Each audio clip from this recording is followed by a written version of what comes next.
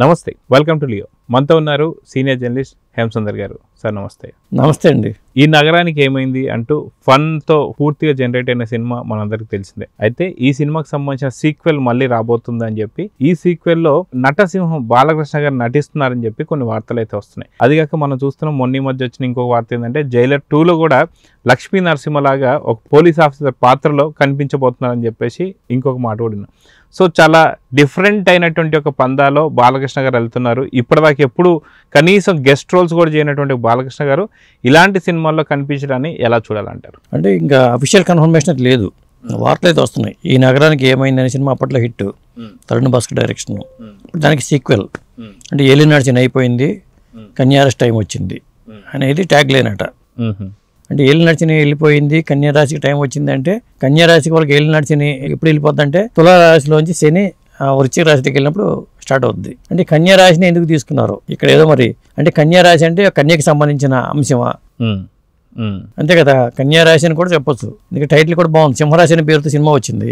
ఒక కన్యారాశిని పెట్టి సినిమా చేస్తే బాగుంటుంది. అది మరి ఏంటి 2 అని పెట్టారు వాళ్ళు.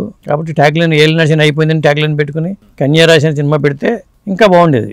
దీంట్లో మరి బాలయ్య ఉంటారా లేదనేది అఫీషియల్ వార్త అయితే లేదు, కానీ ఉంటారనేది వార్త. విశ్వక్సేన్ ఈ సినిమాలో హీరో అదండి. అయితే గతంలో కూడా మనం చూసుకుంటే బాలకృష్ణ గారు కావచ్చు, తరుణ్ భాస్కర్ కలిసినప్పుడు కూడా వీళ్ళిద్దరి మధ్య చాలా మంచి చర్చలే జరిగినట్టుగా చూస్తున్నాం.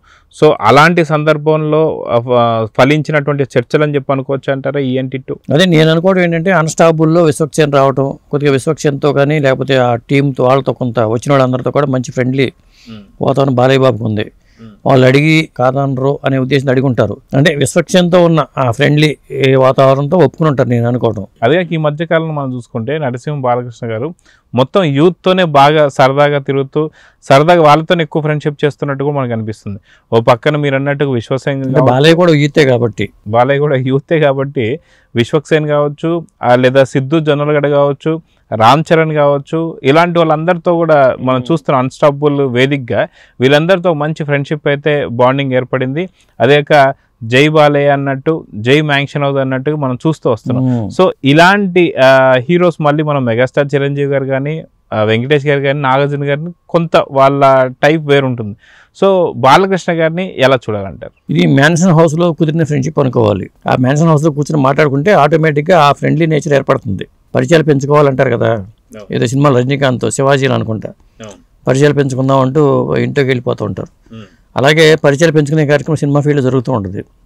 అలా వీళ్ళందరూ బాలయ్య బాబు పరిచయాలు పెంచుకోవడం, బాలయ్య బాబు కూడా వీళ్ళతో ఆ రాపు ఏర్పడటం వల్ల ఆయన ఒప్పుకుంటున్నారు అనుకోవాలి. ఎందుకంటే మెరుపులా మెరిసే పాత్రల్లో ఎప్పుడు కూడా హిట్ అవుతాయి. ఎందుకంటే ఆయన జైలర్లో 2లో నరసింహగా చేసిన, ఒక ఈ నగరానికి ఏమైందో చేసినా కానీ ఆ సినిమాకి చాలా ప్లస్ అవుద్ది. సో ఓవరాల్గా మనం చూసుకుంటే బాలకృష్ణ గారికి సంబంధించి మాత్రం నార్మల్లీ మనం చూసాం ఈ సంవత్సరంలో డాకు మహారాజ్ కావచ్చు, సెప్టెంబర్ 25న అఖండ తాండవం కావచ్చు, 2 సినిమాలు వస్తున్నాయి.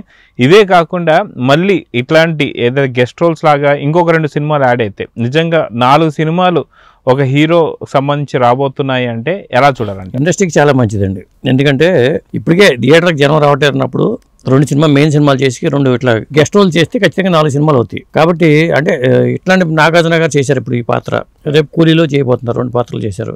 అది మెయిన్ పాత్రలే. వీటితో పాటు ఇంకొక 2 చిన్న పాత్రలు చేశారు అనుకోండి. ఇప్పుడు మల్లేని గోపిచంద్ సినిమా స్టార్ట్ అయింది ఆల్రెడీ.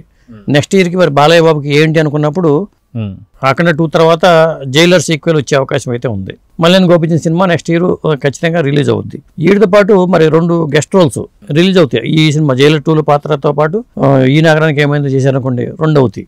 ఇప్పుడు ఈ సంవత్సరం ఆల్రెడీ ఆయన 2 సినిమాలు చేశారు. అఖండ 2 వస్తే 2 సినిమాలు చేసినట్టే, ఆ కోట పూర్తి అయిపోద్ది.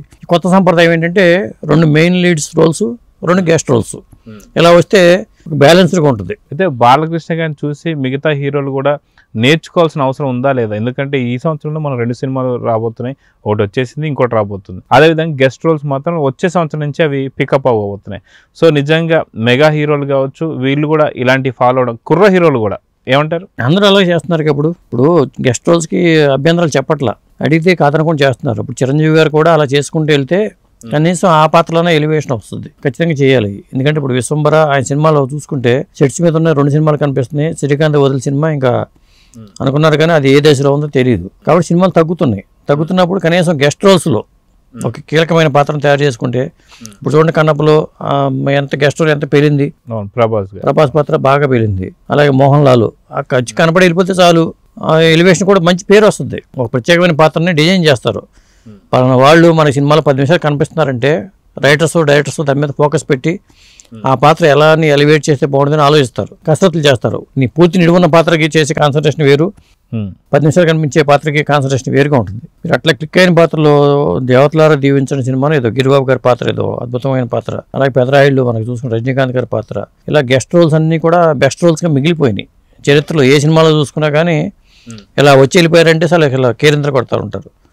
అది సంప్రదాయం కూడా కొత్త సంప్రదాయం వస్తే బాగుంటుంది. సో చూద్దాం సార్. ఖచ్చితంగా మీరు అన్నట్టుగా నటసింహం బాలకృష్ణ గారు మాత్రం ఈ నగరానికి ఏమైంది సీక్వెల్లో నటించబోతున్నారని అయితే అఫీషియల్ వార్త కాకపోయినా సరే బాలకృష్ణ ఫ్యాన్స్లో మాత్రం ఒక ఆనందాన్ని అయితే రేకెత్తిస్తుంది. సో చూద్దాం జరగబోతుందో. నమస్తే.